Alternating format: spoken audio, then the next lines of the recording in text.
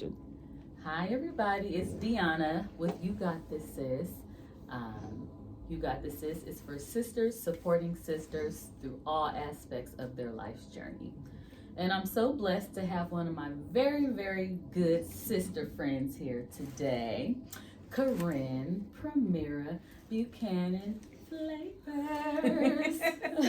Hey, friend. Welcome. Hey, friend. Hey. Thank you so much. And I have to say, sorry, my earring. I am so proud of you. I am so honored to be here and be, I think, your first guest. You are my first guest. Oh my gosh, Yes. on this You Got This platform, and I'm just so blessed to be on this journey with you and see you flourish and Thank see you. God's purpose Thank live you. out. So yeah, thank you. You're my first sis. Got a sis. I don't want no sis now. Wait a minute. No. You're my first sis to be here. So you're not my guest, you're my sister. Yes, You're my sis. So appreciate thank you that. so much Thank for you. being here. I'll tell you guys a little bit about this wonderful woman here. As we introduced her, Kerren Buchanan Flavors. She's here to share with us how she has kept the faith while the world is at war. And I'm not talking about the war you see on CNN, Q13, the social media clips. I'm talking about life's wars, on the job, in the marriage. She don't got no war in her marriage though. But, you Thank know, God. just the things we go through on the job, staying healthy, eating right, those kind of wars. Kerren is a Seattle native. She's born and raised in the central area, the CD. And she definitely feels privileged being able to grow up in the great Northwest.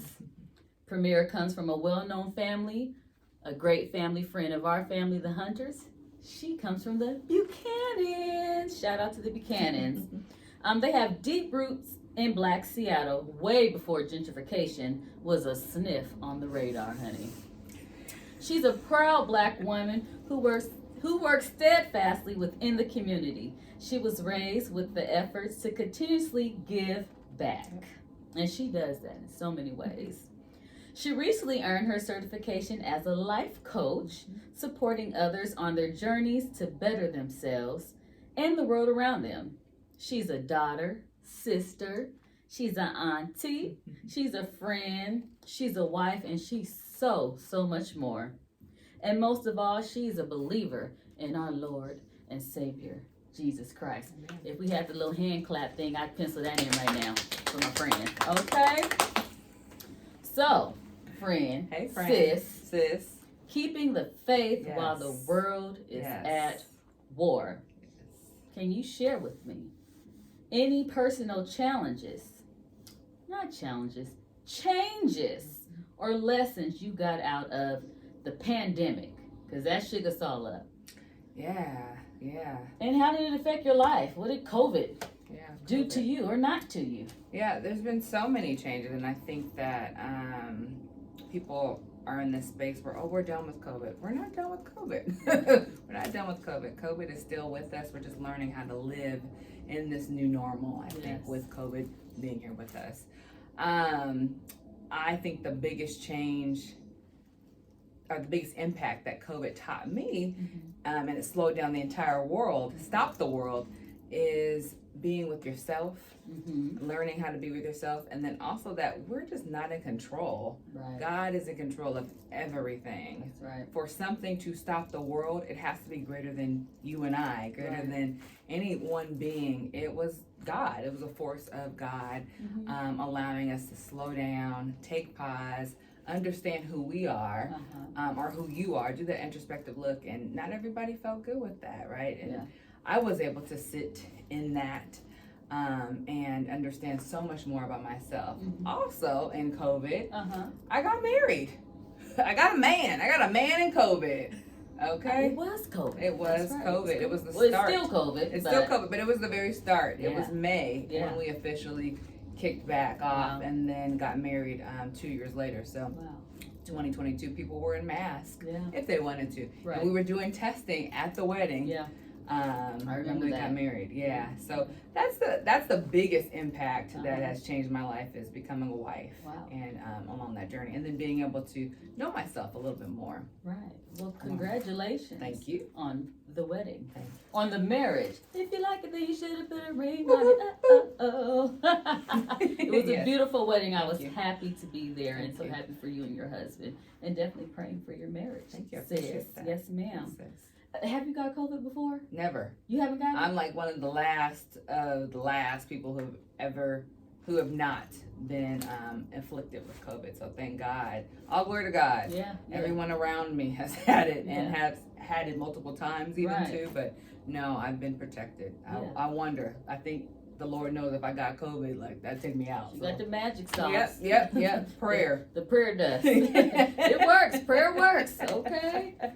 Now, question for you. Can you share with me, how big is your inner circle? What does your inner circle look like? Yeah. When I was younger, and I think post-COVID or during COVID, I had a large circle of a network of friends, right?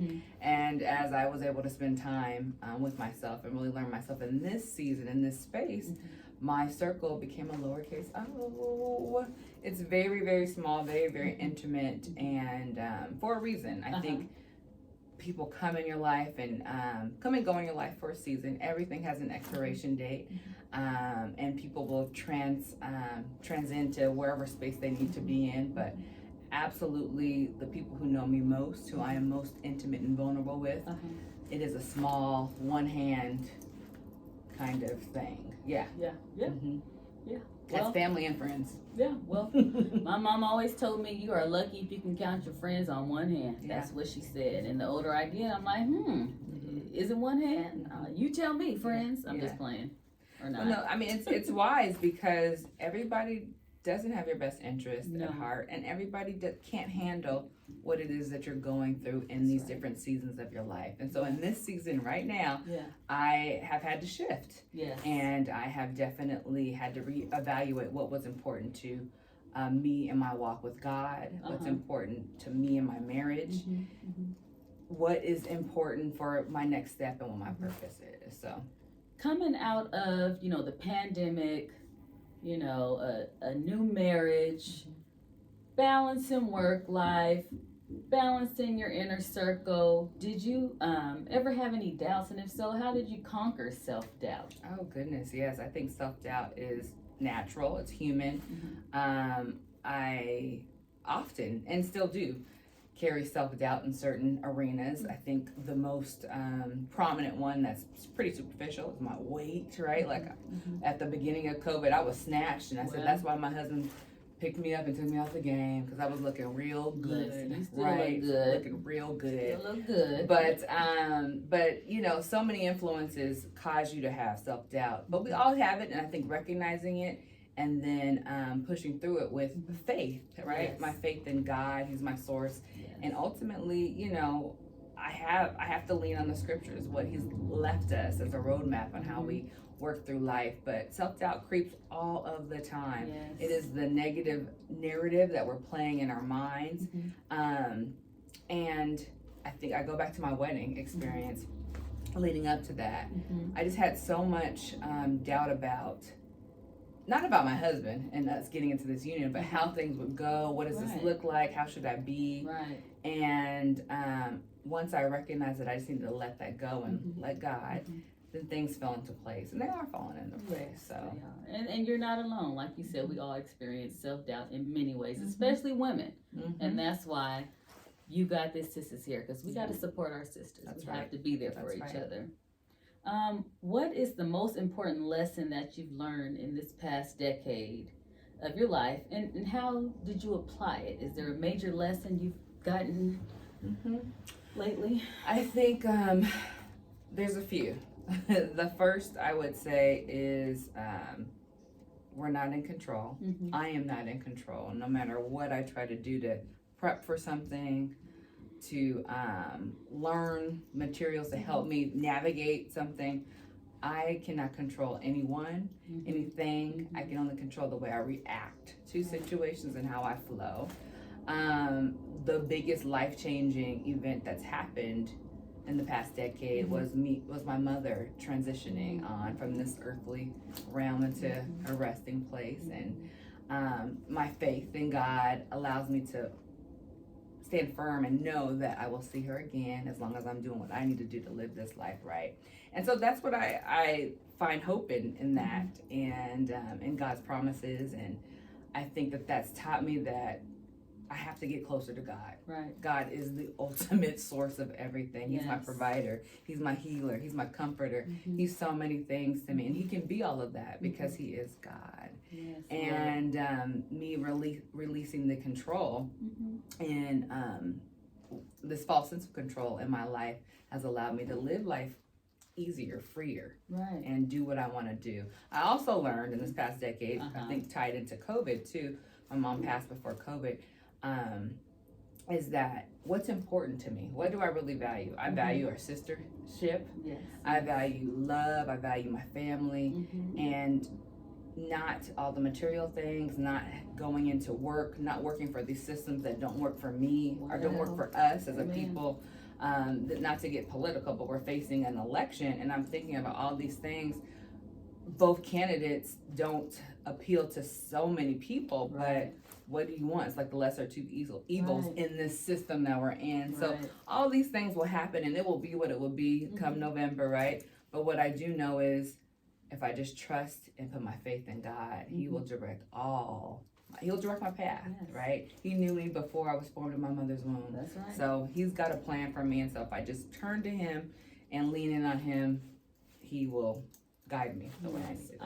I love that you were just leaning on the Lord every step of the way, because that's what we have to do. That's it. Yeah, girl. that's all we have. That's it. That's all we can do. So as I shared earlier, when I was introducing you to our guests, our sisters, to our sisters and brothers, if you're out there listening, you're a certified life coach. I am. Yes. So can you share with us, your journey to becoming a life coach? Absolutely. It's a perfect segue from the previous question. I think that there's this yearning, and let me back up. I think in general, I am an empath with my personality. I love to help people, to serve people. I want to make sure everything is good, right? And when people feel pain, I feel like I take that on and I feel it for them. I'm like, oh man. But I can be strong in that space. So that's where my superpower is. I definitely can be sad with you, but strong and help hold you up in that space. And so as I've matriculated through my career, my professional career, I'm tired of doing that for people that don't want to help themselves, that just want to complain. And the women and fellas who are out there who have careers where you manage people, it is one of the most draining jobs ever. Ever. And I no longer want to give that of my soul to a system, again, that is not supportive of helping to heal people, helping to heal whatever traumas and experiences people have gone through. And so my husband and I took this journey together back in August of 22, where we just did a discovery call with an agency and thought there was something more. He's similar personality wise to, he wants to help people, but there's something more out there that we can give back and pour into people and let Jesus' light shine through the work that we do. And so we've been researching, what is being a life coach? What does that mean? How can we monetize and sustain our lifestyle with the way we help people and how we show up for our family and our friends? So we went through a coursework that allowed us to become certified. He's on his one track and I'm on mine, but I really just wanted to figure out what is a vocabulary, what is a system, what's a structure in which I can help better support people recognize what's already within them and help them grow and to recognize their full potential. So life coaching is where I landed, and that's where I am. I'm telling y'all, before the certification, she's been my life coach. So and you as mine too. So it goes both ways. Thank you so much. Absolutely. But I know this will come so natural for you. So Thank what's you. the name of your coaching agency. Yes, my coaching endeavor is called Glow and Blossom. Glow and Blossom. Yes, Glow and Blossom Coaching. Okay. And I didn't want to coin it as a life coach because people, you live your life. But if there's something you need coaching through, I have a really strong passion for grief. I love death because I think it's a natural process in life that we all will encounter in some form or fashion. We all gonna die, right? Well. And when you think about grief and you think about death in particular, there's beauty in that. And what the beauty is that you love somebody. And when you're grieving something, it's because you loved something. Right. And that is no longer in its former presence that it was, right? And so wanting to help people get through that. We don't talk about grief at all as a society. No, we don't. In America. Cover it up. We gotta go back to work. Yeah. Absolutely. Yeah. And we don't value the human body. And so Yes. enough with that. I'm tired of that. This system can't have my body. And I want to help other people understand how to get out of that too. So grief is one aspect of it. And then also just helping people recognize whatever it is that they want to do. So Glow and Blossom is the name. It's the name, correct? yes. How did you come up with this cute name, Glow and Blossom? It's very special and close to my heart.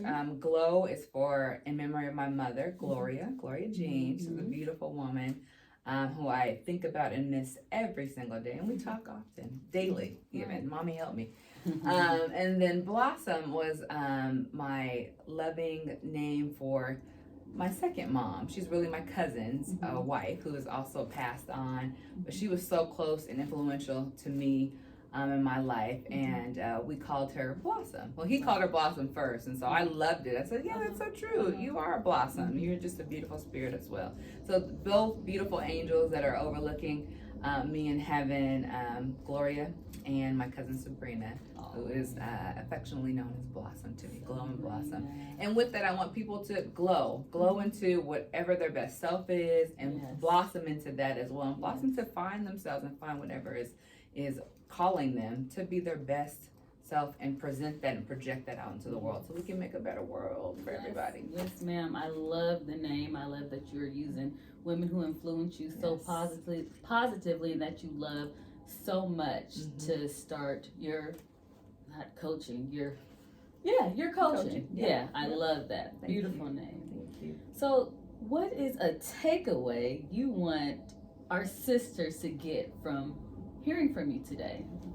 I would encourage all of our sisters, and this is what I encourage myself, is you can do whatever you want to pursue. Just do that. You know, don't let anything kind of hold you back or stifle whatever growth you want to experience. Life is so short. It's so short, and time is going to continue to pass. That's your biggest commodity, is time. And we don't know how much time we have, but whatever time you have, you want to be a good steward of that and do the work that is yet to be done for your purpose while you're here, because you're needed, you're valued, and yeah, don't let anybody tell you otherwise. And then just recognize that you aren't in control. Look, give it to God. Put your hands up, ladies. Give it to God. Give it to God. Give it to God. Absolutely. How can our sisters find you? How can they support you on your journey? First, you can find me on Instagram. I am at handle Glow, GLO, and AND, Blossom, BLOSSOM,